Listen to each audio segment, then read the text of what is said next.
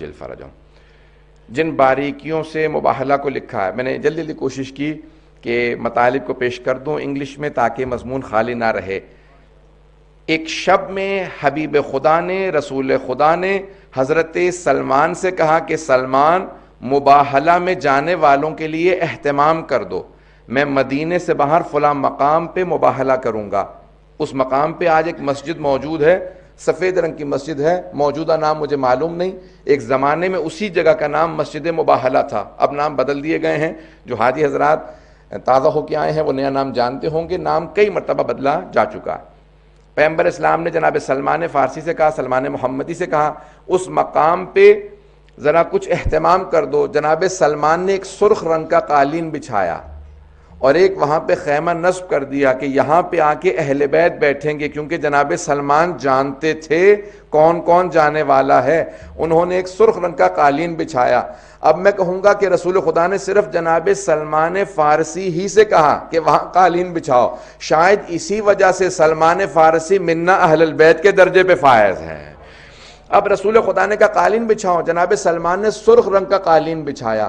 کہا فجر کے بعد جائیں گے، اس سے پہلے جناب سلمان فارسی گئے اور وہاں پہ قالین بچھا دیا، سرخ ریڈ کارپیٹ. عزیزان گرامی، شاید آج بھی کرسچن ورلڈ کے اندر جب کسی کو بہت زیادہ اہمیت دینی ہو، کسی کو بتانا ہو یہ بہت زیادہ وی آئی پی ہے یا وی آئی پی ہے، تو آج بھی ریڈ کارپیٹ ٹریٹمنٹ دی جاتی ہے، سرخ رنگ کا قالین بچھایا جاتا ہے. شاید ان کرسچنز نے اہل بیت کو آتا دیکھا تھا اور اس مقام پہ سرخ قالین دیکھا تھا. جو سرخ قالین پہ آ کے بیٹھے تو انہی کے لیے یہ ریڈ کارپیٹ ٹریٹمنٹ وہیں سے ظاہراً شروع ہوئی ہے. اب جناب سلمان نے سرخ رنگ کا قالین بچھایا، رات کے اندر پیغمبر اسلام نے بتا دیا اور کہہ دیا مباہلہ فجر کے بعد طلوع آفتاب سے پہلے ہوگا، after Fajr prayers before the sunrise. کیوں؟ نہ یہ صبح کا وقت ہے نہ رات کا وقت ہے. یا رسول اللہ ایسا وقت کیوں چنا جو نہ صبح ہے نہ رات ہے؟ کہا کیونکہ رات میں معلوم نہیں ہوتا کون کون آیا تھا، اور صبح میں لے جانا نہیں چاہتا فاطمہ کو کیونکہ پردے کا اہتمام ہے. اگر میں بات واضح کر پایا ہوں، کہ اس اہتمام کے ساتھ لے کے جانا چاہتا ہوں کیونکہ سیدہ جا رہی ہیں تو میں نہیں چاہتا کہ دن ہو، لیکن میں چاہتا ہوں کہ لوگ دیکھ لیں کہ کون کون آیا تھا. 5 آئے تھے، بس سب نے دور سے دیکھا. عزیزان گرامی دیکھیں، اب بحث ہے معرفت سے. جناب امیر علیہ السلام کہتے ہیں بولو اور پہچانے جاؤ، speak and you will be known. Recognition is through speech. 4 ان کے 8 بشپ تھے، اسقف اعظم جو عربی میں اصطلاحات دی گئی ہیں. اطیب البیان میں سید طیب الموسوی الجزائری نے اپنی تفسیر اطیب البیان میں لکھا، وہاں سے پیش کر رہا ہوں. کہ 4 ان کے جو ہیں اس وقت کے سب سے بڑے اسقف تھے، 8 بشپ انگلش میں آپ لوگ کہتے ہیں، جو سب سے بڑے ان کے پادری تھے. کہ وہ 4 افراد تھے، ان 4 نے دور سے دیکھنا شروع کیا اور ان میں سے ایک کا نام عاقب تھا. اس نے کہا کہ اے عیسائیو، میں تم سب سے کہتا ہوں آنے والوں سے مباہلہ مت کرنا. میں وہ ہستیاں دیکھ رہا ہوں کہ اگر انہوں نے ہاتھوں کو بلند کیا اور پہاڑ کو اپنی جگہ سے ہلنے کے لیے کہا تو پہاڑ اپنی جگہ کو چھوڑ دے گا. چہرے ایسے ہیں. ابھی اہل بیت نے دعا نہیں کی، کلام نہیں کیا، صرف چہروں کو دیکھ کے عیسائی پہچان گئے تھے. تو ایک بات واضح ہو گیا، کوئی تعصب نہ رکھتا ہو، پریجڈس نہ ہو، ریسزم نہ رکھتا ہو، کسی بھی طرح کا ڈسکریمنیشن نہ کرتا ہو، تو اہل بیت کو دیکھ کے پہچان سکتا ہے. یہ عام نہیں ہے. پتہ نہیں بات کو پہنچا پا رہا ہوں کہ نہیں. جناب یوسف کو جب دیکھا تھا نا سارے مصر والوں نے، تو سب نے کہا تھا بل ہوا ملک کریم، یہ انسان نہیں بلکہ آسمان سے نازل ہوئی مخلوق معلوم ہوتا ہے. جناب یوسف کا فخر ہے رسول خدا. آج حبیب خدا آ رہے ہیں اپنی آب و تاب کے ساتھ. سب عیسائیوں نے ایک مرتبہ رخ رونق کو دیکھنے کے بعد کہا جو آ رہے ہیں اگر انہوں نے بد دعا کی تو قیامت تک کے لیے ایک عیسائی نظر نہیں آئے گا. اسی لیے ان سب نے فیصلہ کیا ہم مباہلہ نہیں کریں گے. اگر مباہلہ ہو گیا تو سارے عیسائی مسخ ہو جائیں گے. یہ ان کے الفاظ سے نجس جانوروں میں مسخ ہو جائیں گے. اب میں ممبر کے احترام میں نہیں کہہ رہا ہوں کہ انہوں نے کہا وہ نجس جانوروں کی شکل میں مسخ ہو جائیں گے. اگر کوئی ان کے مقابلے میں آ گیا تو عیسائی بھی سمجھتے ہیں کہ مسخ ہو جائیں گے. اب اگر کوئی اہل اسلام ہوتے ہوئے اہل بیت کو نہ پہچانے، سمجھ لو عیسائیوں سے بدتر ہو جائے گا. یہ آل محمد ہیں، ان کی عظمت کیا ہے. ابھی بولے نہیں ہیں، کلام نہیں کیا، پیغمبر نے خطبہ نہیں دیا، جناب امیر نے خطبہ نہیں دیا، امام حسن حسین علیہ السلام نے خطبے نہیں دیے، صرف دیکھا اور انہوں نے کہا کہ ان کے چہروں کے نور بتا رہے ہیں.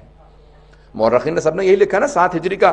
عزیزان گرامی جناب سید الشہداء 3-4 برس کے ہیں، لیکن سب نے یہی لکھا مباہلہ میں رسول خدا نے امام حسن کی انگلی پکڑ رکھی تھی اور امام حسین کو گود میں لے رکھا تھا. اب یہ گود کا وقت نہیں ہے، امام حسین علیہ السلام 6 مہینے یا 4 مہینے کے نہیں ہیں، 3-4 برس کے ہیں اور اچھی طرح سے چلنا جانتے ہیں. ابھی چند دنوں ہی پہلے تو مباہلہ سے یا 1 برس پہلے تو سید الشہداء نے ضد کر کے کہا تھا نا، نانا میں آپ کے اس گھوڑے پہ سواری کرنا چاہتا ہوں. ذہن میں جملے آ جائے گا، نانا میں آپ کے اس گھوڑے پہ مأمون پہ سواری کرنا چاہتا ہوں. تو پیغمبر اسلام نے کہا یہ کسی کو سواری نہیں دیتا سوائے میرے اور علی کے. کہا نانا میں سواری کرنا چاہتا ہوں. تو جناب سید الشہداء اتنا اصرار کر کے صحابہ کو سمجھا رہے ہیں میں وہ ہوں جو رسالت سے اپنی بات کو منواتا ہوں. فوراً جناب ختمی مرتبت میں گود میں لیا، چوما، بہت پیار کیا اور فوراً اسی اپنی سواری پہ جناب سید الشہداء کو بٹھایا. کچھ دور ہٹے اور دیکھنے کے بعد بس ایک جملہ کہا میرا بیٹا بہت خوبصورت لگ رہا ہے اور بہت مسکرائے. صحابہ کہتے ہیں اتنا پیغمبر اسلام مسکرائے کہ آپ کے دندان مبارک نظر آنے لگے، آپ کے چہرے سے چمک آنے لگی. پھر اچانک زار و قطار رونے لگے، اتنا روئے کہ آپ کی پورے ریش مبارک تر ہو گئی. تو صحابہ نے کہا ما یبکی کا یا رسول اللہ، آپ کو کس چیز نے رلا دیا یا رسول خدا؟ کہا کل یہی میرا نواسا ہوگا، یہی سواری ہوگی، لیکن مدینہ نہیں کربلا ہوگا. میں اس لحظے کو سوچ کے رو رہا ہوں. تو ابھی جناب سید الشہداء یعنی چلنے پھرنے کے مطابق اور سب چیز یعنی اتنے بچپنے میں نہیں ہے کہ آغوش میں ہوں، لیکن پیغمبر اسلام سارے ان عیسائیوں کو، مسلمانوں کو پیغام دے رہے ہیں جو رسالت جس کے ناز اٹھائے اسے حسین ابن علی کہتے ہیں. کیونکہ اسی مباہلہ کے فوراً بعد تاریخ محرم کی آئیں گی جہاں حسین قربانی دے کے پورے دین کی حفاظت کریں گے. تو آج پیغمبر اسلام آغوش میں لے جا کے بتا رہے ہیں کہ یہاں نازش اٹھانا مقصود تھا، حسین کی نازش کرنا مقصود تھا تاکہ واضح ہو سکے حسین ابن علی کون ہے. بس بھی آئیں جملے کو آخری پیش کروں گا، میرے پاس وقت ہے تھوڑا سا، اگر آپ لوگ زحمت کریں گے تو میں مطالب کو آگے بڑھاؤں گا. عزیزان گرامی ختمی مرتبت آئے، میدان مباہلہ میں پہنچے. اب میں چند جملے 1-2 بزرگ خطباء کے ہیں پیش کرنا چاہتا ہوں کہ رسول خدا جب چل رہے تھے تو آپ جب قدم اٹھاتے تھے جہاں آپ کے قدم جاتے تھے وہیں پہ جناب سیدہ کے قدم آتے تھے. میں اپنے انداز سے کہوں جہاں جہاں رسالت کے قدم آتے تھے عصمت کے قدم بھی وہیں پہ جاتے تھے اور امامت کے قدم انہیں چھپاتے تھے. جناب سیدہ دونوں کے بیچ میں چل کے یہ بتا رہی ہیں کہ رسالت و امامت کے درمیانی واسطے کا نام فاطمۃ الزہرا ہے. اللہم صلی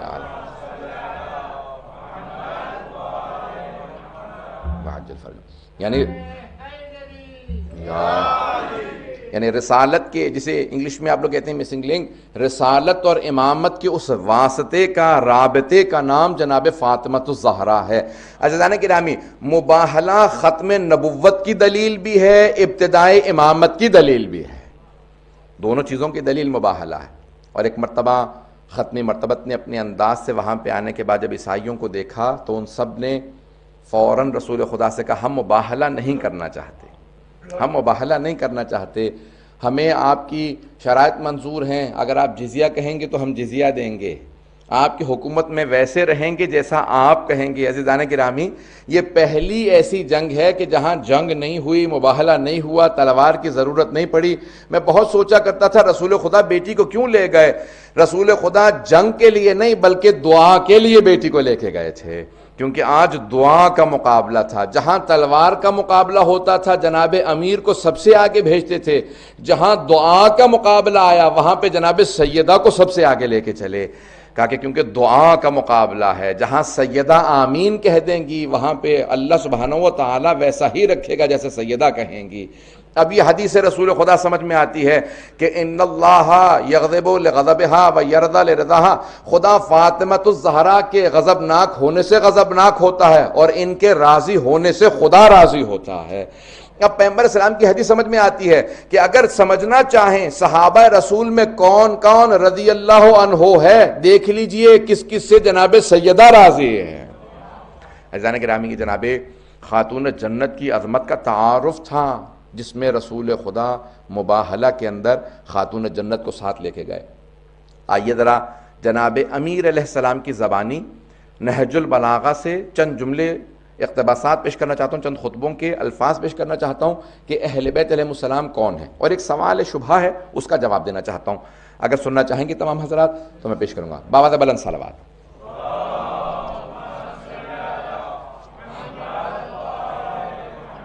وعجل فرجهم۔ اس سے پہلے کہ میں اس کو پیش کروں، بہت سے نوجوانوں نے ایک سوال بھی، ایک شبہہ بھی ہے، کسی نے شبہہ ڈالا ہے، یہ ایک سوال ہے نوجوانوں نے کیا، اس کو میں پیش کرنا چاہتا ہوں کہ اہل بیت علیہ السلام نے خود پیغمبر نے اور خود اہل بیت نے، جناب امیر علیہ السلام نے، امام حسن حسین نے اور بعد والے ائمہ نے بہت زیادہ اپنے فضائل بتائیں، اپنا تعارف کروایا خود اپنی زبان سے، اپنے فضائل بتائیں، یعنی بتایا کہ ہمارا مقام کیا، ہماری عظمت کیا ہے، ہم معصوم ہیں۔ اور جناب امیر کے جو خطبے کا اقتباس پیش کرنا چاہتا ہوں اس میں فرماتے ہیں کہ لا یقاس بآل محمد احد، کوئی کسی کا بھی اہل بیت آل محمد سے کوئی مقابلہ نہیں، امت محمدی ہو یا کوئی اور امت ہو، ان کا آل محمد سے کوئی مقابلہ نہیں، کسی کا کوئی بھی کمپیریسن ہی نہیں ہے رسول خدا اور ان کی آل سے۔ تو اب یہ اتنے جملے انہوں نے خود اپنی تعریف میں کہے ہیں، تو آیا اپنے منہ سے اپنی تعریف کرنا اچھی بات ہے؟ معاذ اللہ، یعنی آیا یہ اپنے منہ سے اپنی تعریف ہے؟ یہ شبہہ میں اس کا جواب دینا چاہتا ہوں۔ اگر شبہہ سمجھ میں آیا تو سوال کا جواب بھی سب کو سمجھ میں آئے گا۔ تو شبہہ یہ ہے، کرٹیسزم یہ ہے کہ اہل بیت نے سینکڑوں نہیں ہزاروں احادیث اپنے فضائل میں بیان کیے خود، تو آیا یہ خود اپنی تعریف نہیں ہے اپنے منہ سے؟ کرنا چاہیے ایسا یا نہیں کرنا چاہیے؟ اب غور سے سنیے گا جواب کو۔ جناب امیر علیہ السلام نے 40 سے زیادہ مقامات پہ صرف نہج البلاغہ میں آل محمد کا ایسا تعارف کروایا ہے کہ اگر انسان صرف جناب امیر علیہ السلام کے ان الفاظ پہ غور کرے، میں چند جملے پیش کرنا چاہتا ہوں اور اس سوال کا جواب دینا چاہتا ہوں۔ سوال سب کو سمجھ میں آ گیا انشاءاللہ؟ تو اس کا جواب میں پیش کرنا چاہتا ہوں، اس پہ غور سے سنیے گا۔ مثال کے طور پہ جناب امیر علیہ السلام فرماتے ہیں کہ آل محمد کون ہے، تو وہ فرماتے ہیں کہ جبال الدین، اللہ کے دین کے پہاڑ ہیں، ماؤنٹنز آف ریلیجن آف اللہ، اللہ کے دین کے پہاڑ ہیں، جبال الدین۔ اس جملے کو اگر تھوڑا سا تشریح کر دوں، قرآن نے کہا کہ والجبال اوتادا، وتد سے اوتاد، میخ، کیل، نیلز ہوتی ہیں، بلڈنگ کے اندر نیلز لگاتے ہیں جو اس کو ہولڈ کرتی ہے، تو قرآن کہتا ہے والجبال اوتادا، اس پوری زمین کو ہولڈ کرنے کے لیے اللہ قرآن میں کہتا ہے کہ اللہ نے پوری زمین پہ ماؤنٹنز بنائے ہیں، یہ کیلوں کی طرح سے ہیں، میخوں کی طرح سے ہیں، پینس کی نیلز کی طرح سے ہیں، جنہوں نے زمین کو ہولڈ کر رکھا ہے۔ اگر بات پہنچ رہی ہو، یہ پوری کی پوری زمین کو ان ماؤنٹنز نے، ان پہاڑوں نے ہولڈ کیا ہوا ہے۔ اللہ کہتا ہے میں نے اس پوری زمین کو خلق کیا اور پہاڑ لگا دیے ہیں تاکہ یہ پورا کا پورا بیلنس رہے۔ یہ پہاڑ پوری زمین کو بیلنس رکھتے ہیں، سمندروں کے اندر بھی پہاڑ ہیں۔ کہ تم سمجھ نہیں سکتے، میں خالق ہوں اس دنیا کا، مجھے معلوم ہے کس پہاڑ کو کہاں رکھنا چاہیے۔ والجبال اوتادا، اب یہ قرآن میں ہے والجبال اوتادا۔ اب امیر المومنین قرآن کی اس آیت سے استدلال کرتے ہوئے کہتے ہیں اہل بیت علیہ السلام کے جبال الدین، کہ اہل بیت علیہ السلام اللہ کے دین کے پہاڑ ہیں۔ جیسے زمین بغیر پہاڑوں کے تباہ ہو جائے، ویسے ہی دین پروردگار بغیر آل محمد کے تباہ ہو جائے۔ یہ آل محمد کی وجہ سے دین باقی ہے۔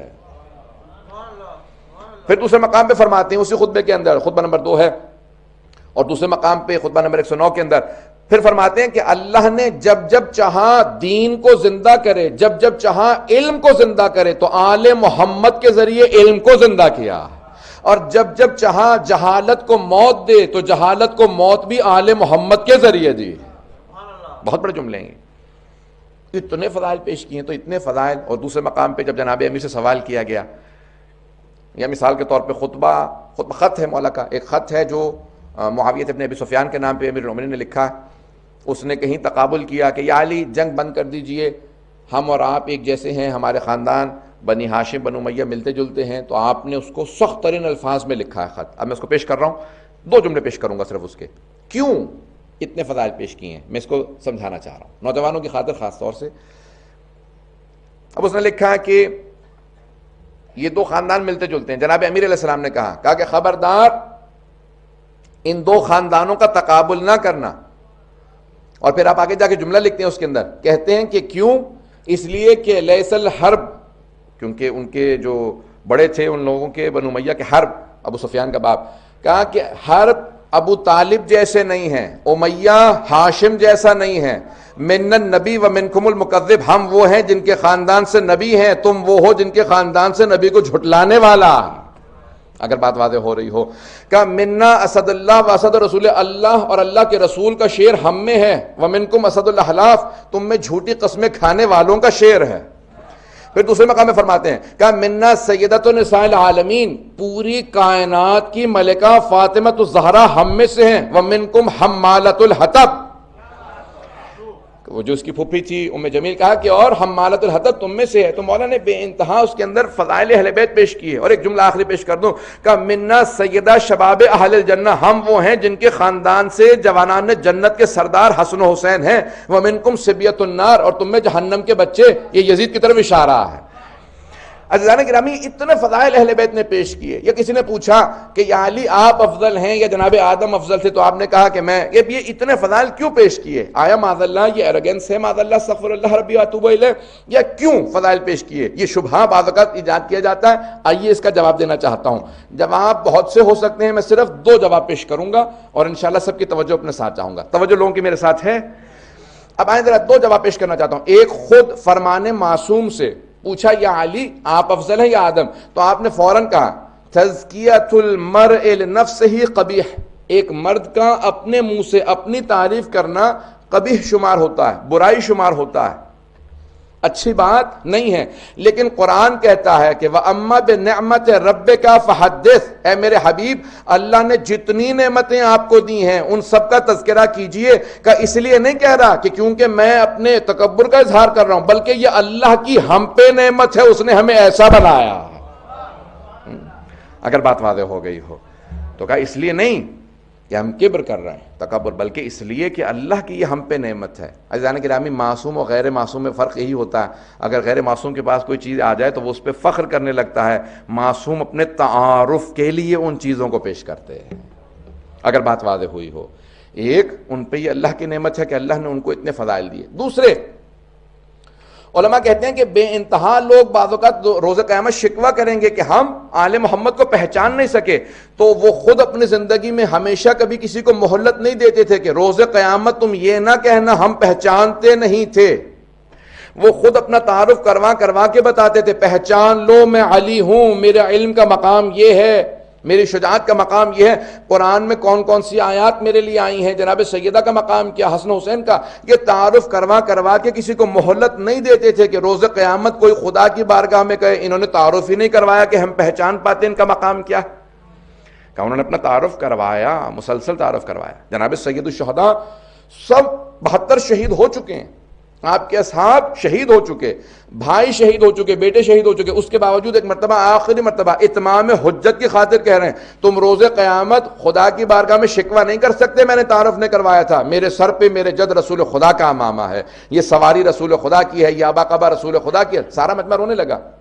پھر آپ نے پھر کہا تم عنقریب پھر بھی مجھے مار دو گے، میں نے تعارف کروا دیا ہے تاکہ تم میں سے کوئی یہ کہنے لائق نہ رہے کہ ہم جانتے نہیں تھے حسین ابن علی کون ہے، تم جانتے ہو۔ اب اگر تم مجھے پھر بھی مارتے ہو پھر تم گنہگار ہو، گناہ کبیرہ کے مرتکب ہو، اور مجھے اپنے سے زیادہ تم پہ ترس آ رہا ہے، کیونکہ میں تو موت سے ڈرتا نہیں ہوں، میرے لیے آخرت میں جنت ہی جنت ہے، میں تم پہ اس لیے ترس کھا رہا ہوں۔ اور یہ جملہ کہا نا کہ میں دور جانا چاہتا ہوں، میں دور چلا جاؤں گا، میں ہند چلا جاؤں گا، لفظ موجود ہیں، میں دور چلا جاؤں گا، کیونکہ میں نہیں چاہتا کہ امت محمدی میں وہ مسائل آئیں جو قتل حسین کی وجہ سے ان کے ہاتھ جب آلودہ ہو جائیں گے تو اللہ کن کن چیزوں میں انہیں مبتلا کر دے گا۔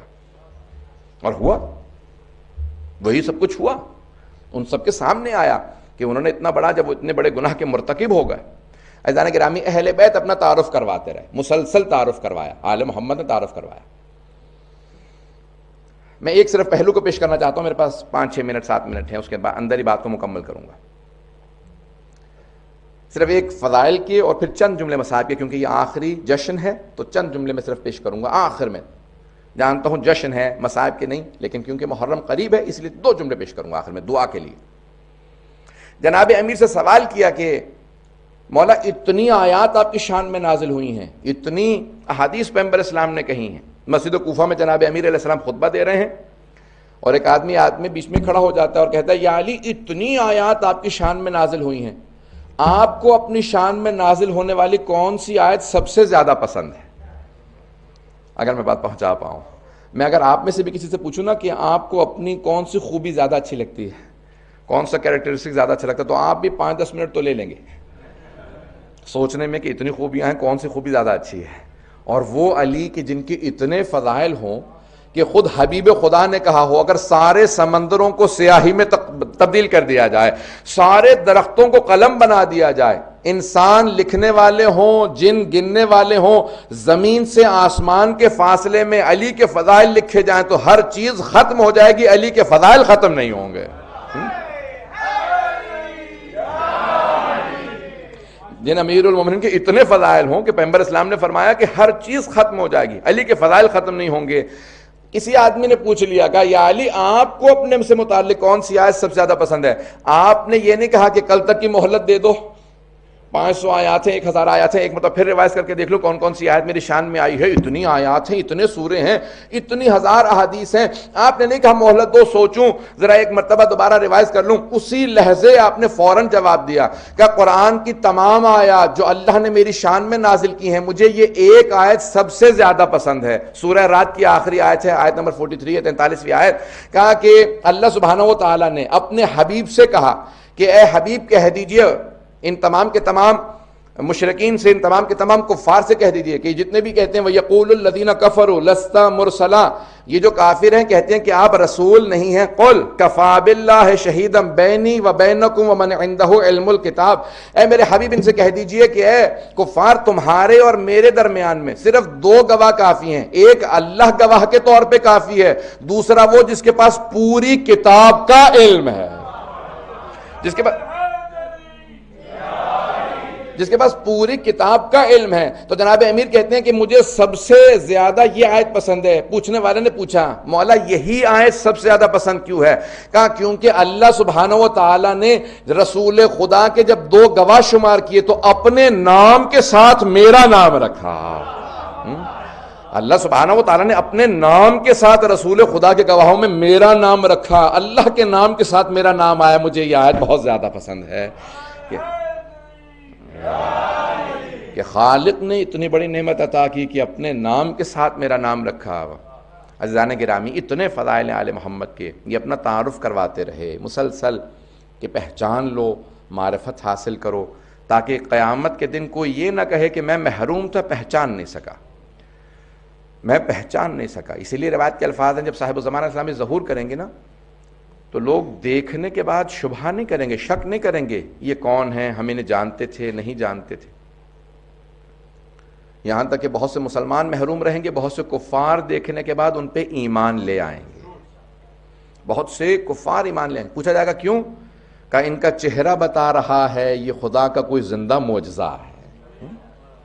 عزیزان گرامی کبھی اپنے ذہن میں یہ بہت سے نوجوان کہتے ہیں ہم پہچانیں گے کیسے؟ کوئی جھوٹا دعویٰ کرے گا۔ عزیزان گرامی جھوٹا دعویٰ کرنے والا بڑا واضح سا آدمی ہوتا ہے، اور جو مہدی برحق ہو، جو خداوند متعال کی حجت ہو، ممکن ہی نہیں ہے کہ آپ اور میں نہ پہچانیں، ممکن ہی نہیں ہے۔ بات پہچاننا نہیں ہوگی، بات ہے اطاعت کی۔ جب پہچان لیں تو پھر اسی راستے پہ چلیں جس پہ امام علیہ السلام کا ہے۔ عزیزان گرامی پنجتن کا تعارف پیغمبر اسلام نے متعدد مرتبہ کروایا۔ کبھی جناب امیر کا بازو تھاما اور کہا کہ من کنت مولا فہذا علی مولا، اور اسی انداز سے جناب سیدہ کا بھی تعارف کروایا۔ صحابیات کا مجمع، ساری خواتین بیٹھی ہیں اور ایک ام المومنین راویہ، وہ کہتی ہیں کہ میں نے خود دیکھا پیغمبر اسلام نے بازو تھام کے کہا ہذہ فاطمہ، میرے فوراً ذہن میں غدیر کا میدان آیا کہ وہاں علی کا تعارف کروایا تھا، وہ ولی اللہ ہیں، یہ ولیت اللہ ہے، فاطمہ امام نہیں ہے، نبی نہیں ہے۔ وقت تمام ہو چکا ہے۔ عزیزان گرامی یہ آخری محرم سے پہلے خوشی ہوتی ہے، پھر 2 مہینے 2.25 مہینے آپ لوگ غم کے مناتے ہیں۔ جب یہ آخری خوشی کا لحظہ آتا ہے نا تو میری عجیب و غریب کیفیت سی ہونے لگتی ہے کہ پروردگارا اب ہم میں سے کون کون آئندہ خوشی کے لیے 2-2.5 مہینے بعد ہو، کون نہ ہو۔ اور جب آخری خوشی ہوتی ہے نا تو یہ خوشی جسے ہم لوگ عید کہتے ہیں، عید میلاد النبی، عید غدیر ہے، عید الفطر ہے، عید الاضحیٰ ہے، عید دہو الارض ہے، عید نیمہ شعبان ہے، اور یہ عید مباہلہ۔ تو یہ آخری عید ہے، عید پہ سب عیدی مانگتے ہیں۔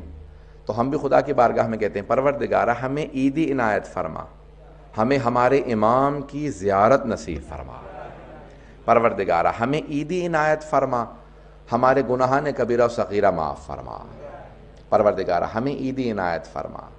پروردگارہ جب ہم دیکھتے ہیں نا کہ اس وقت عراق میں کیا حالات ہیں، شام میں کیا حالات ہیں، تو دل ٹوٹ جاتے ہیں۔ پروردگارہ دوبارہ عراق و شام کی تمام زیارات کو آزاد فرما، پروردگارہ خصوصاً شام کے تمام روضوں کی حفاظت فرما، پروردگارہ دشمنان اہل بیت کو خصوصاً داعش کو، طالبان کو، آل سعود و آل یہود کو، پروردگارہ جو آل خلیفہ ان سب کو غارت فرما، پروردگارہ بہت سے لوگوں نے ہم سے التماس دعا کی ہے، وہ تمام کے تمام مومن و مومنات جو کسی وجہ سے پریشان حال ہیں، پروردگارہ تجھے واسطہ ہے اپنے حبیب کا، اور تجھے واسطہ اپنے حبیب کے ان فاقوں کا، حسن و حسین کا واسطہ، پروردگارہ ان تمام مومن و مومنات کی پریشانیاں دور فرما، پروردگارہ جو مریض ہیں شام غریبہ کے اس بیمار کا واسطہ جس سے بستر چھین لیا گیا تھا، پروردگارہ اس چھنے ہوئے بستر کا واسطہ